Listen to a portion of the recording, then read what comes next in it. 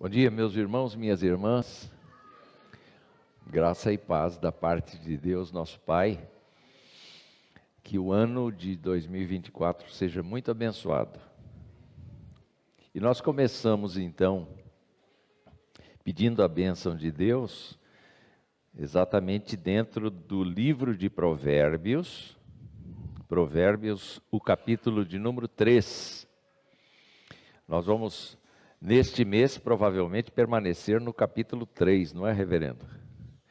Então, o título do capítulo é Conselhos da Sabedoria aos Moços, mas nós ficamos com a primeira parte deste título.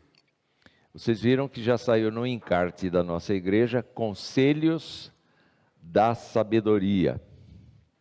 E hoje nós vamos ler os 4 primeiros versos de Provérbios capítulo 3, e eu convido a igreja para me acompanhar. Todos lemos do 1 ao 4, vamos lá. Meu filho, não se esqueça dos meus ensinos, e que o seu coração guarde os meus mandamentos, porque eles aumentarão os seus dias, e lhes acrescentarão anos de vida e paz. Não deixe que a bondade e a fidelidade abandonem você. Amarre-as ao pescoço, escreva-as na tábua do seu coração, e você encontrará favor e boa compreensão diante de Deus e das outras pessoas. Meus queridos irmãos, nós temos uma convivência muito rápida entre nós. E até os psicólogos explicam que nós adotamos comportamentos a fim de que a gente tenha uma demonstração para os outros de como é que a gente pode ser uma pessoa idônea, controlada, uma pessoa honesta, uma pessoa verdadeira. Mas nós sabemos que na convivência estreita, lá em casa, as pessoas sabem efetivamente como nós somos. Como nós perdemos a paciência com pouca coisa, como nós nos preocupamos com situações peculiares da nossa família.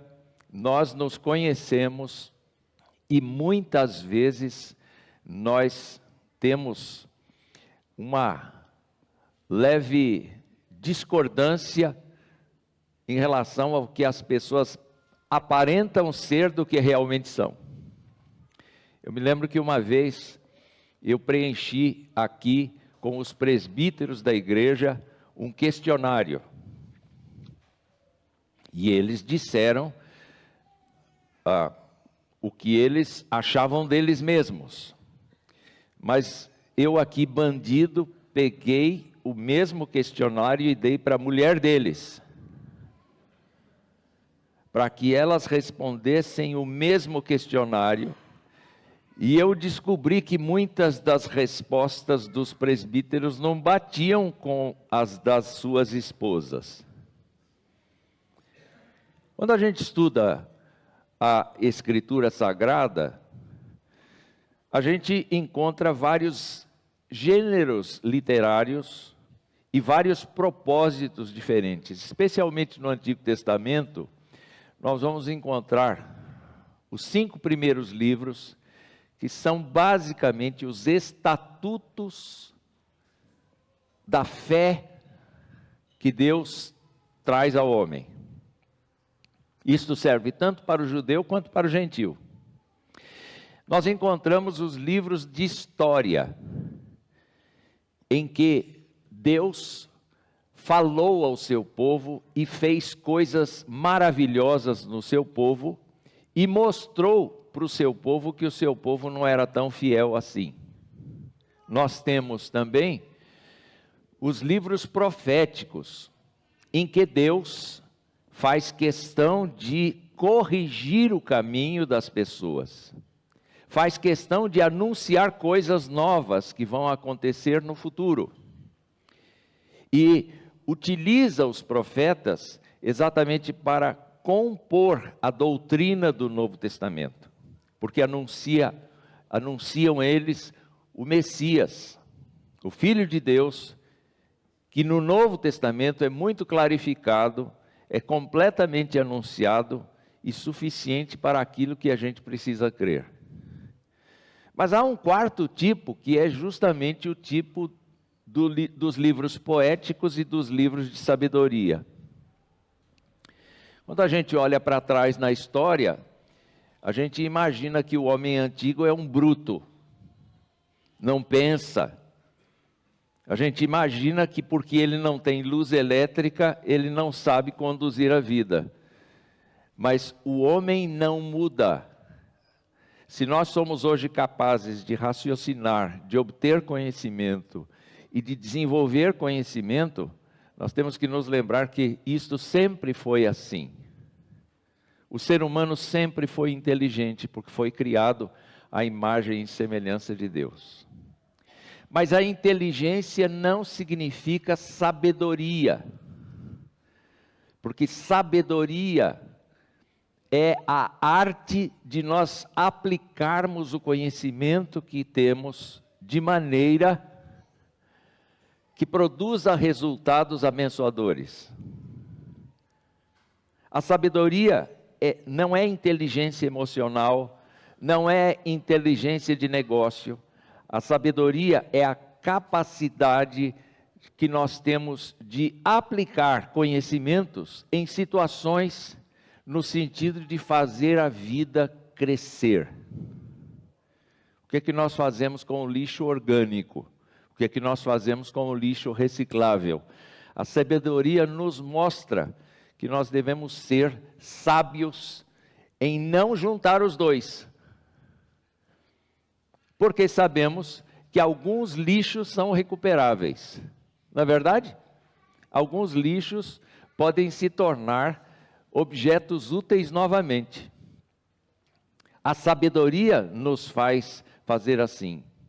Só que a sabedoria deste mundo, justamente pelo fato de nós estarmos vivendo esta dimensão de pecado, longe de Deus, longe da verdade, longe do caminho, longe da justiça divina, e nos desviando gradativamente para mais longe, a sabedoria deste mundo é louca, porque ela depende exclusivamente do conhecimento humano. Ela despreza aquilo que é transcendente, ela despreza aquilo que vem do Senhor.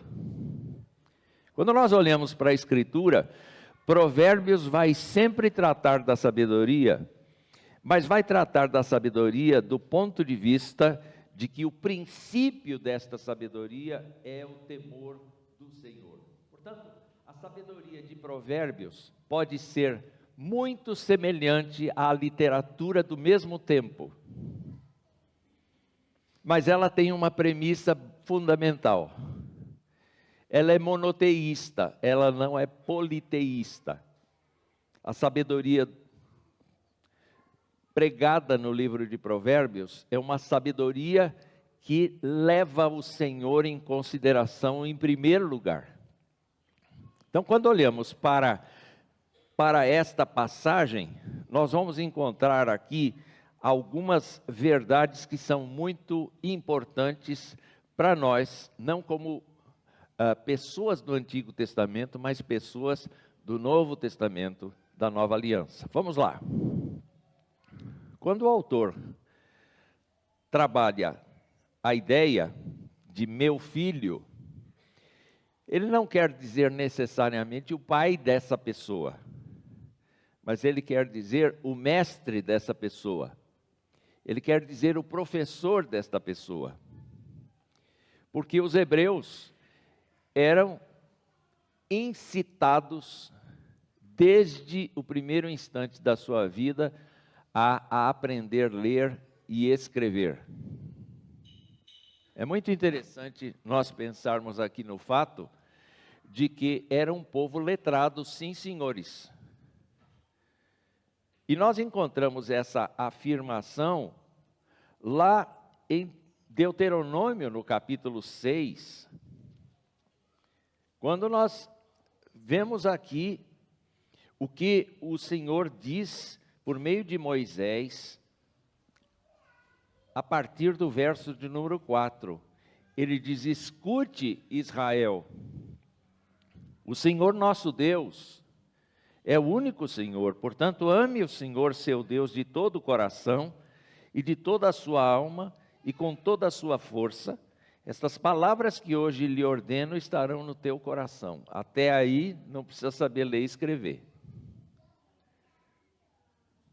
Mas a partir daqui ele diz assim: você as inculcarás a seus filhos e delas falará quando estiver sentado em tua casa, andando pelo caminho, ao deitar-se e ao levantar-se.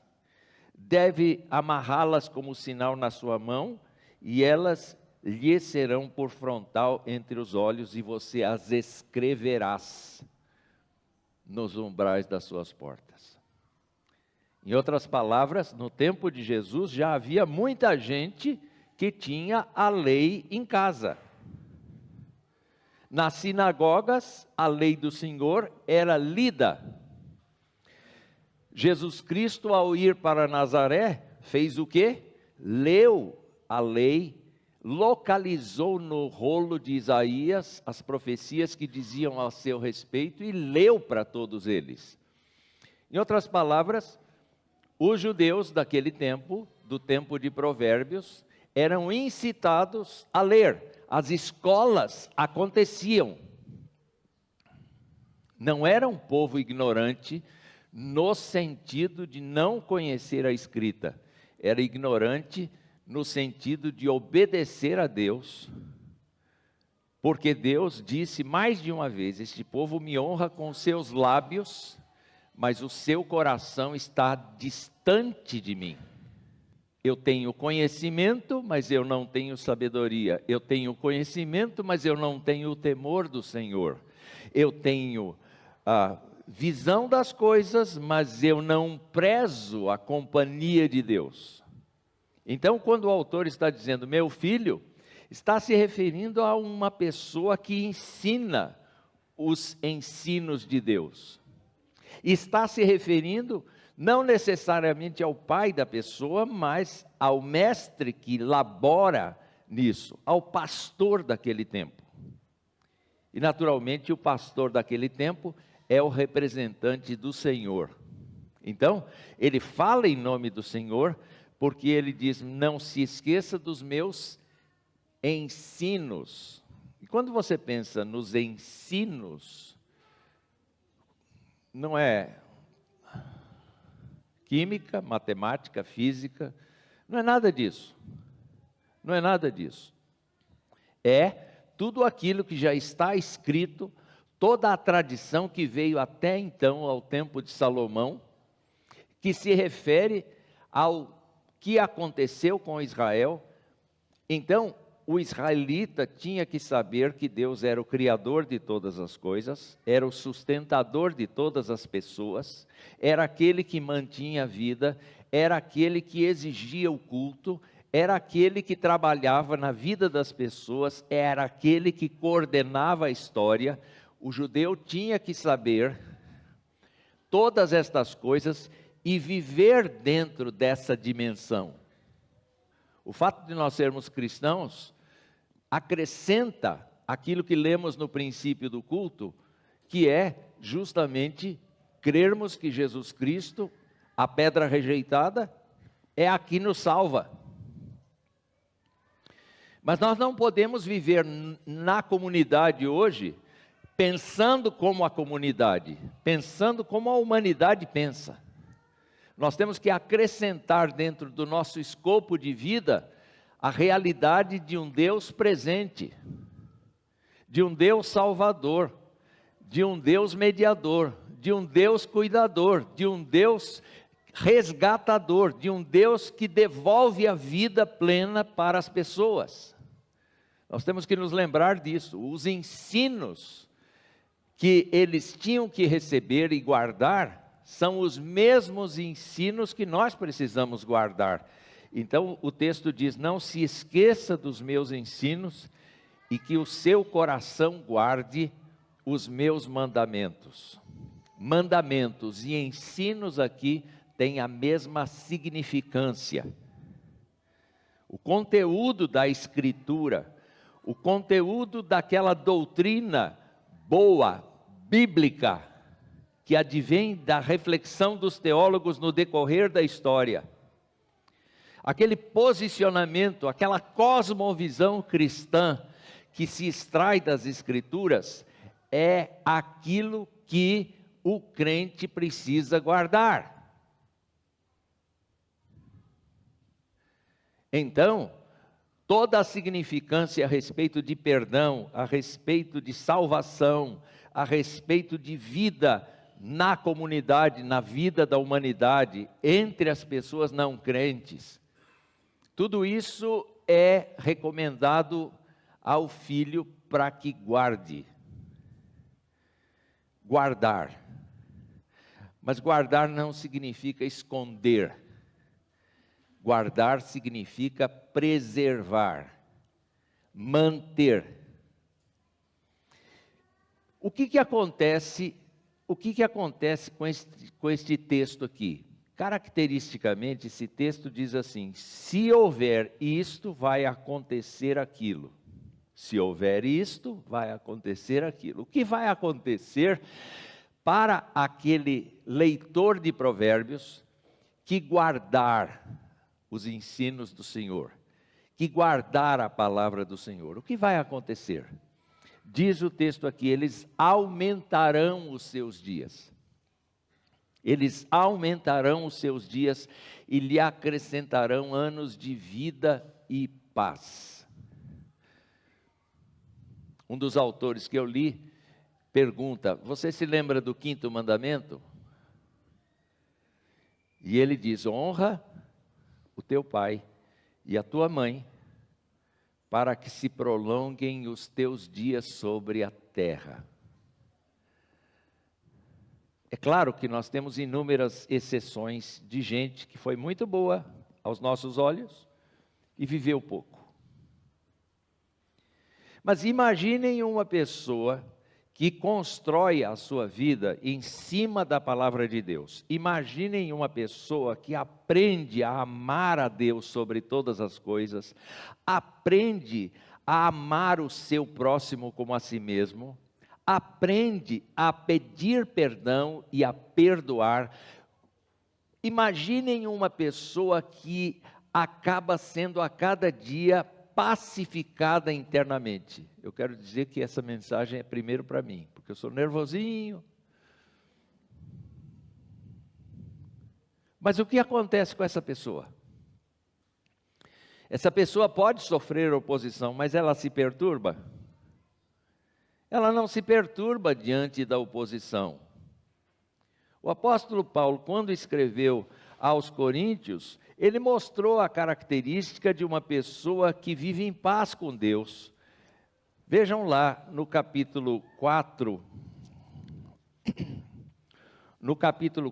da segunda carta de Paulo aos Coríntios, ele diz assim, a partir do verso 6, Deus que disse, das trevas resplandecerá a luz, Ele mesmo resplandeceu em nosso coração para a iluminação do conhecimento da glória de Deus na face de Jesus Cristo. Mas temos este tesouro em vasos de barro.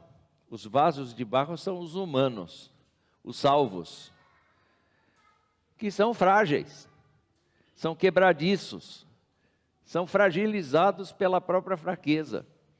Mas o texto diz assim, temos esse tesouro em vasos de barro para que se veja que a excelência do poder provém de Deus e não de nós.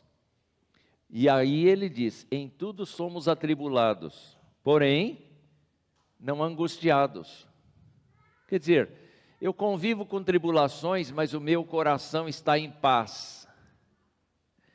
Ele diz mais, ficamos perplexos, mas não desanimamos.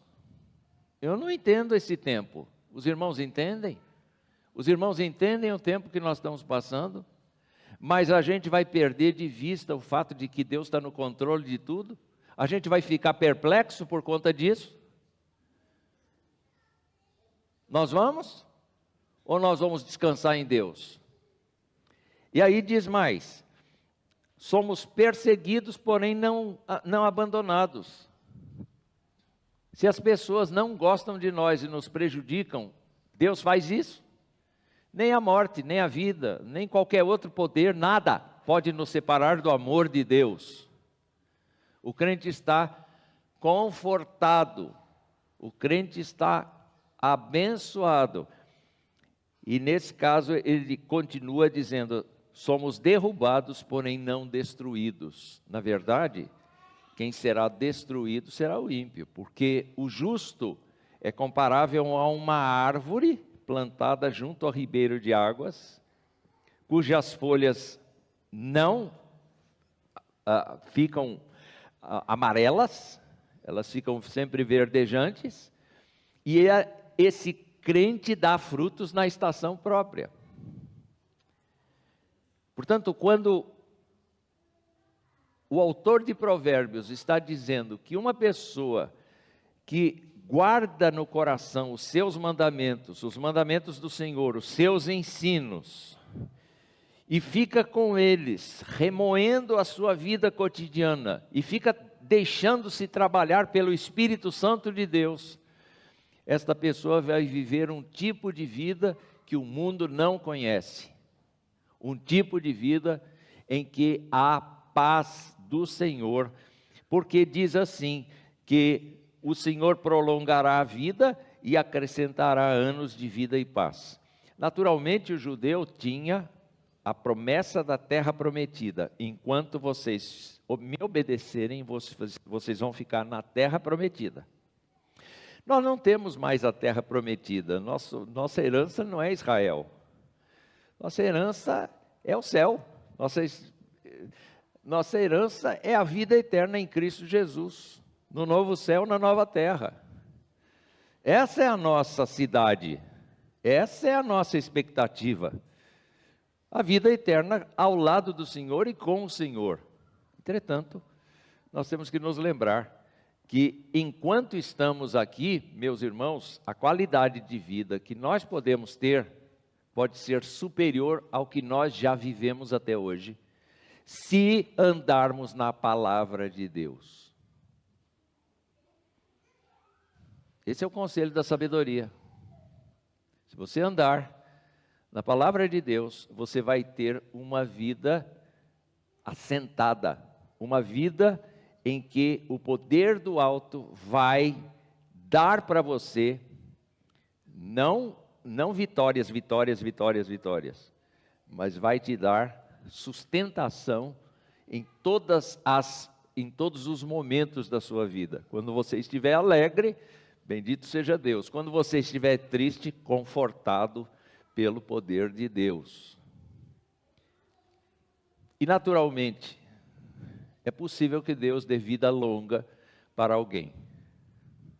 Não necessariamente para todos, mas é possível que você viva muito. Por que você vive muito?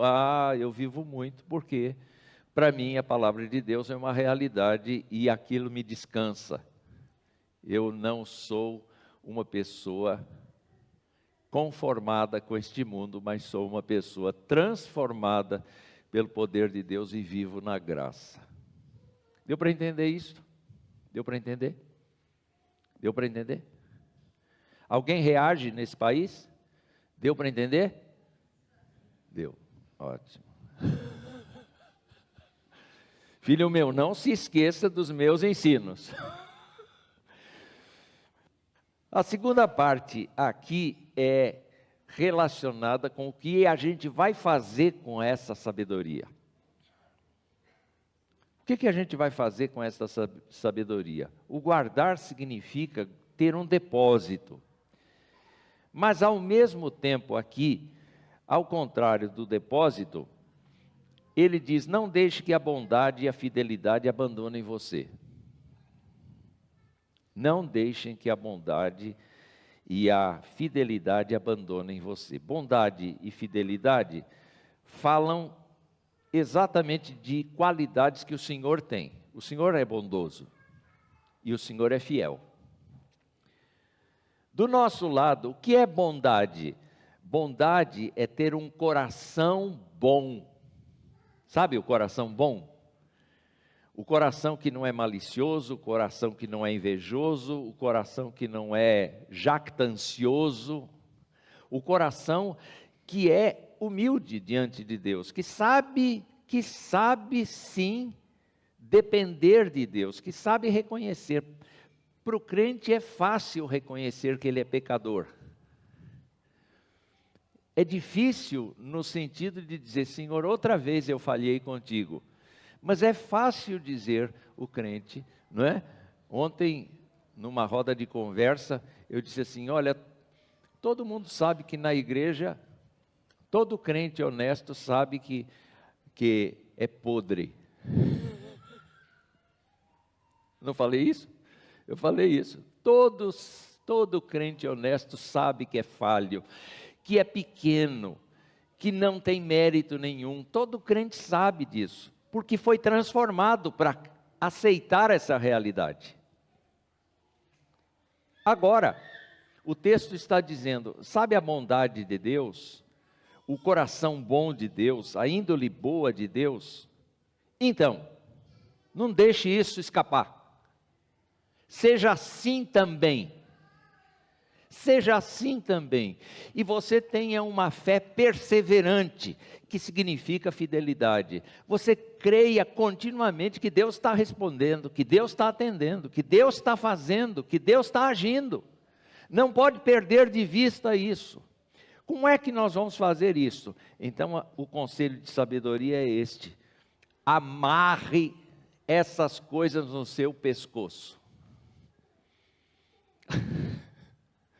Como é que eu faço isso? Bom, a ideia é de um colar. Quem é que está usando colar aqui hoje? Então, o que significa o colar? Ou o colar, ou a correntinha. Correntinha tem mais?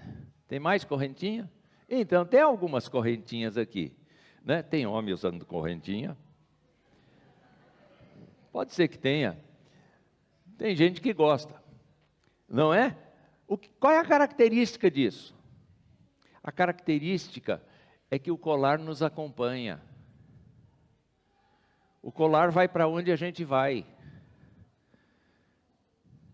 E qual é a ideia de eu ter bondade e fidelidade amarradas no meu pescoço?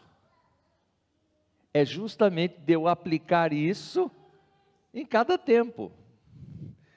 Eu sei que é muito difícil fazer isso, mas é isso que a palavra de Deus diz que é sabedoria. Sabedoria do alto é você usar da bondade e da fidelidade que vem do Senhor para a sua vida, no cotidiano da sua existência, nas relações com o seu esposo, com a sua esposa, nas relações com seus filhos, na relação com o seu empregador, com seus empregados, na relação com seus companheiros de escola, na relação com as pessoas. O Novo Testamento vai dizer assim: se te derem mal, pague com bem. Não é assim? Eu não compreendo isto. Mas é isso que a palavra de Deus diz que é a verdadeira sabedoria. A minha vida não é dar o troco, é simplesmente pagar com uma coisa que a pessoa não me deu. Pagar com uma coisa que a pessoa precisa receber.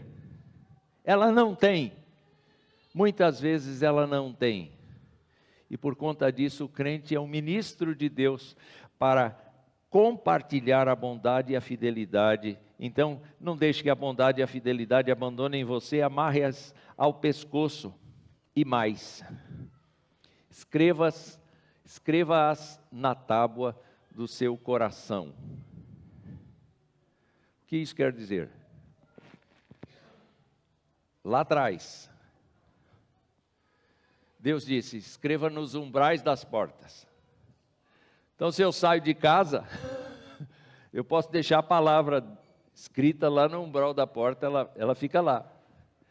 Mas se eu escrever na tábua do meu coração, onde vai a palavra? A palavra vai comigo. A palavra vai comigo. E o crente, o crente abençoa as relações humanas se ele aprender a usar a palavra. Esses dias atrás, alguém me passou uma mensagem do reverendo Hernandes e disse assim: olha que mensagem maravilhosa. Aí eu fiquei pensando naquilo que Hernandes estava falando, e boa parte do que ele falava era recitar versículos bíblicos. O Hernandes fala meia dúzia de palavras e cita 2, 3, 4, 5 versículos. O conteúdo dele não é dele. O conteúdo dele é a Escritura, porque ele está repetindo a Escritura. Esse é o segredo dele. Por que ele é ungido? Por que ele é um pregador assim abençoado? O povo é consolado. Porque ele não tem medo de copiar. Ele não tem medo de plagiar a Escritura. Mas sabe o quê? Qualquer um de nós pode fazer isso. Qualquer um de nós pode chegar a alguém que não conhece a Jesus Cristo como seu Senhor e dizer para ele: meu amigo, você é meu amigo de longa data. Eu quero dizer, em nenhum outro nome dado entre os homens existe salvação a não ser no nome de Jesus. Só falta dizer, Atos 4:12. Mas é assim, de tanto a gente viver, conviver com o Senhor, ler a palavra, recordar a palavra, ela vai conosco no coração. Qual é a consequência disso? A consequência é que você vai encontrar favor e boa compreensão diante de Deus e de outras pessoas. Deus vai se agradar do seu servo que compartilha da sua graça para com o próximo. Deus vai te ajudar muito. Deus vai falar por você. Uma vez, os discípulos estavam sendo comissionados e Jesus Cristo, entre outras coisas, disse para eles, lá em Mateus 10, disse: olha, vocês vão ser levados aos tribunais, mas não se preocupem, porque o Espírito falará por vocês. Já pensou? Você não gostaria de ser assim? Deus, fala por mim. Deus, age por mim. Eu estou numa situação aqui que eu preciso da tua sabedoria. Fala por mim, age por mim, trabalha em mim, me usa. Me usa na medicina. Me usa no jornalismo. Me usa na metalurgia. Me usa na engenharia. Me usa. Me usa. E a Bíblia diz que você vai encontrar boa compreensão, vai encontrar favor diante de Deus e dos homens. Você está nesta terra, assim como os leitores de Provérbios estavam nesta terra, não para viverem uma vida solta, que vai pela própria cabeça. Era uma vida apegada a Deus, escravizada a Deus. E nós aprendemos isso no Novo Testamento. Quando Jesus comprou a nossa vida, nós não somos mais de nós mesmos. O apóstolo Paulo diz: eu morri. Pela lei eu morri. Mas eu estou vivo em Cristo. Eu sou nova criatura. As coisas velhas já passaram, eis que tudo se fez novo. Portanto, eu estou falando a irmãos sábios, de diferentes níveis de sabedoria. Mas todos eles, os que foram resgatados, são aqueles efetivamente que estão vivendo na sabedoria de Deus. Então, vamos terminar a nossa fala aqui lendo outra vez o texto, ele não é muito grande, vamos ler mais uma vez. Vamos lá.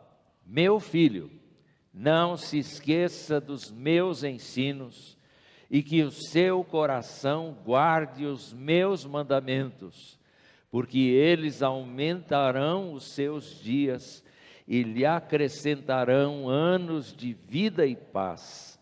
Não deixe que a bondade e a fidelidade abandonem você.